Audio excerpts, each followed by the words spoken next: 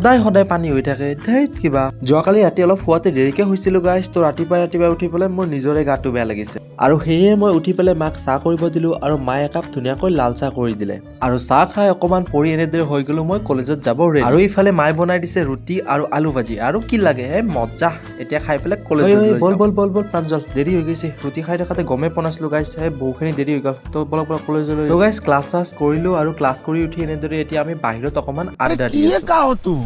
तुम कौन सा झंडा गाड़ दी हो जो आसमान में लहरा रहा है हम तो गाड़े हैं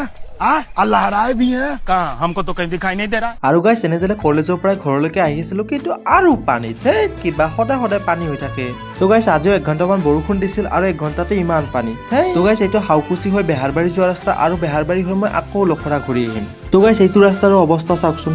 দিয়ক আৰু যাওঁ কিবাকে তো গাইজ এনেদৰে কিবাকে ফাইনেলি ঘৰ আহি পালো আৰু ঘৰ আহি পেলাই মুখ হাত ধুই ললো তো গাইজ বহুত বেছি ভোক লাগিছে এতিয়া আৰু খাওঁ আৰু ভিডিঅ'টো শেষ কৰোঁ দিয়ক আজিলৈ